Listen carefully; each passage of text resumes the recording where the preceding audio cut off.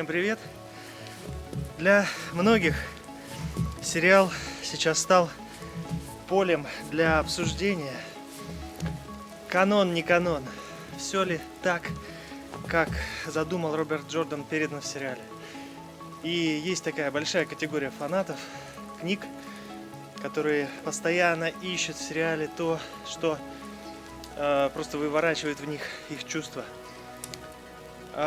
Сегодня я приехал на одно из мест, где снимался сериал, конкретно где снималась эпизоды 5 серии «Бегство Перина и Эгвейн» от белоплащников. Все мы помним, что в книгах эти сцены достаточно растянуты. Перин и Эгвейн прятались. Перина постоянно сопровождали волки, но они прятались и прятались, в частности, без лудильщиков, да, без народа странствующего. И сцена, когда они были пойманы, она была ночью. И, наверное, мало кто заметил или мало кто запомнил в первой книге, как это описано. Перин и Эгвейн прятались в неких скалах, в которых были, как им казалось, которые напоминали фигуры или какие-то лица неких существ или людей. Тогда-то их поймали, и в процессе Перин убил двух, если не ошибаюсь, белоплащников, потому что был разъярен, что они убили несколько волков, которых он уже чувствовал, которых он, скажем так, воспринимал уже как своих, как родных. И вот сегодня, когда я ехал сюда, у меня была мысль, да, вот я увидел, как бежит Перин, бежит Эгвейн, бежит еще Айрам. Это вот такое новшество сериала, что они вместе. Ну, в принципе, мне понятно, почему они объединили эти две истории, потому что в книгах это очень долго развивается. Перин и Эгвейн встречаются с лудильщиками, с ними еще Элайс, там они проводят пару дней, потом они расстаются, и только потом их схватывают белоплащники. Но, в общем, они бегут, и я в сериале в 5 серии увидел, что они бегут мимо достаточно известной достопримечательности в Чехии. Вообще это место рядом здесь находится, это место называется Чертовы головы, место, которое рядом здесь находится. Но вообще это комплекс скульптур. В 1840 году начал работу над этими скульптурами помощник повара близлежащего замка Вацлав Левый.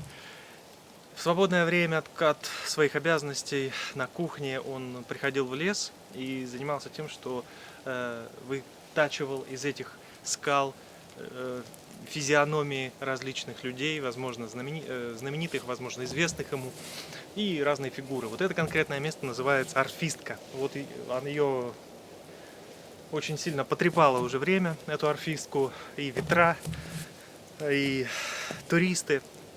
Я думаю, но ее еще можно понять, арфы уже не видно, но орфистка есть. Как и у Тома Мерлина, арфу у нее кто-то скоммуниздил, но место называется у орфистки, соответственно, возле орфистки есть целый комплекс лиц, там их, по-моему, 4 или 5, с разными физиономиями. Вообще, вот этот скульптор достаточно стал известным в Чехии. Его работы даже есть в соборе Святого Вита в Праге. Соответственно, с этого он начинал. Здесь неподалеку есть большой комплекс, где он «Три короля», по-моему, называется, или это я уже путаю с «Колесом времени». Нет, не «Три короля», «Чертовые головы» называется. «Чертовые головы». Вообще это место, если будете искать, если поедете сюда, называется «Чертовые головы».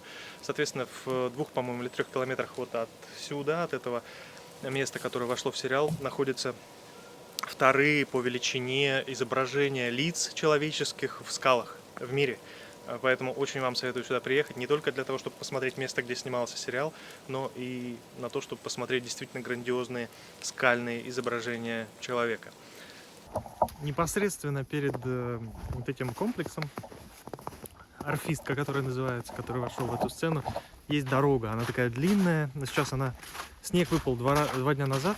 На самом деле снег в Чехии очень большая редкость, он только в горах, а здесь не горы. Это лес возле города Мельник. Так вот, здесь эта дорога, она сейчас так вот занесена, но мне кажется, она могла быть той дорогой, по которой ехал караван Туатаан, удильщиков, да, и когда он встретился с белоплащниками. Там не совсем это хорошо видно, там в этой сцене нам показали мастифов, да, которые на каком-то пригорке жрали каких-то животных.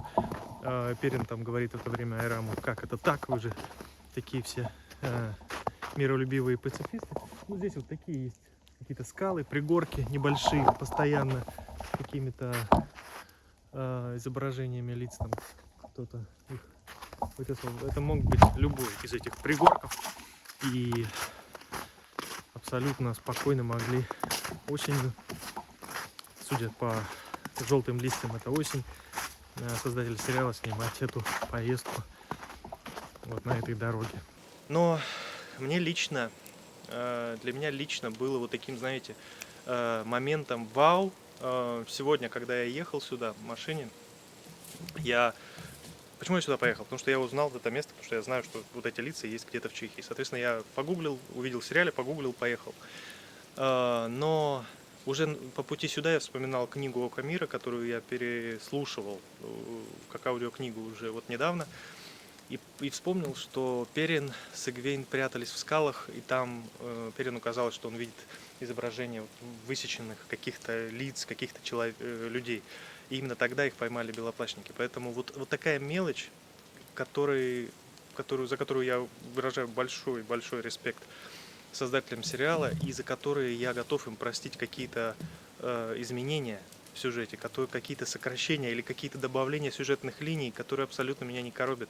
Сама главная философия сериала древнего мира, который разрушен, с которым рано или поздно соприкасаются все наши герои основные.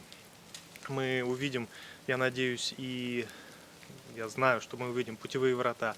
Мы, надеюсь, увидим и портальные камни. Мы, надеюсь, увидим и терангриалы, самые крупные, да, или сангриалы, самые крупные, которые будут раскапываться возле Кориена, один из них, другой на острове Трималкин. Да, ну, чтобы не спойлерить, не буду дальше развивать. Но вот это самая главная суть сериала, а не то, какого цвета кожи тот или иной герой, или какая там сексуальная ориентация у второсортных героев, или какие-то намеки.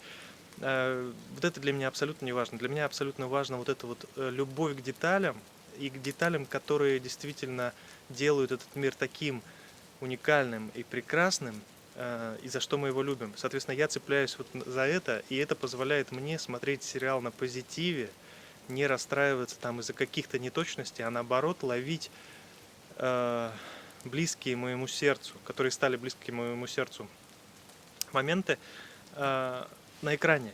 Они визуализируются. И для меня уже не важен рост Лоэла, да, который есть в сериале. Я понимаю объяснение, почему он не такой. Для меня, я кайфую от голоса, да, который сделан там прям идеально. Голос этого Лоэла, да, такой низкий бас, который описан Робертом Джорданом много раз, там, с разными способами он его описывал. Важны вот эти детали, которые замечаешь. Я уверен, я не знаю, вот в фэндоме «Колеса времени» уверен, что многие не помнят вот этот момент про то, что Эгвейн и Перин скрывались, прижимаясь к скалам, которые казались как Перину уже стертыми изображениями лиц. Там именно так, что казалось ему, он не видел четкие очертания лиц на скале, а ему казалось. Это действительно здесь очень сильно за 150 лет стерлись изображения, я уверен, они выглядели иначе, когда их делал скульптор. Это же надо было учесть, надо было приехать, надо было найти. И я вижу это в каждой серии, я вижу вот эти детали в каждой серии, и я снимаю шляпу перед создателями сериала, и мне он нравится, и поэтому я никому свое мнение не навязываю, но считаю, что как минимум заслуживают уважения создатели сериала за вот это, за то, что они не перелопачивают все как попало.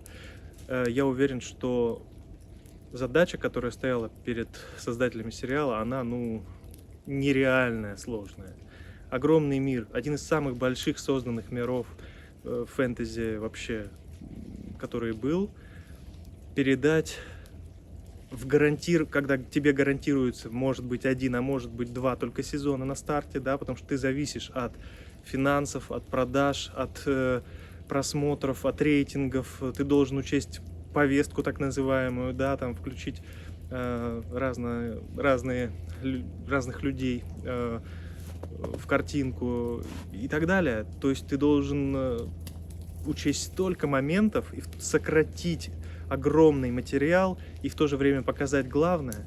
И мне кажется, они справляются. Да, есть какой-то темп слишком резанный, есть какие-то, может быть, не совсем логичные сюжетные линии, которые добавляются, но я уверен, что если бы я или кто-то еще из критиков, может быть, занимался бы созданием сериала, то элегантнее найти решение было бы очень сложно. И решение, чтобы, первое, сериал закончился последней битвой, то есть последним сезоном, надеюсь, там 10-м каким-то или 8-м, а не 2-м или не 3-м, потому что снимать в том стиле, в котором писал Джордан, невозможно для того, чтобы были просмотры. Во-вторых, сохранить основу, а в-третьих, сделать продажи, соответственно, которые являются фактором того, что сериал останется. Мне кажется, такой фанат, как Джаткинс, тем более у него фанатка и мама, мне кажется, он сделал почти невозможно. И я очень рассчитываю, что вот эти хейтеры, которых сейчас много в фанатской среде, они не разрушат это прекрасное начинание. Сериал будет жить до самого Таймер Гайден. Соответственно, всем советую, конечно, лучше в сухую погоду, летом, весной, осенью. Здесь просто прекрасно погулять. И вот это поставить, зачекиниться, так сказать, на этом месте, если ты действительно фанат сериала. Ну а я со всеми прощаюсь до следующего выпуска. Подписывайтесь на мой канал, если вы такой же, как я, фанат «Колеса времени». Если вы смотрите сериал, если вы читали книги, я продолжу путешествовать по местам съемок нашего сериала, продолжу выискивать какие-то мелочи в каждой серии. И ставьте лайк, комментируйте, мне очень будет приятно. Высказывайте свое мнение по поводу съемок. Может быть, вы найдете какие-то места, которые не найду я, и посоветуйте мне, куда еще съездить, что посмотреть. Всем пока!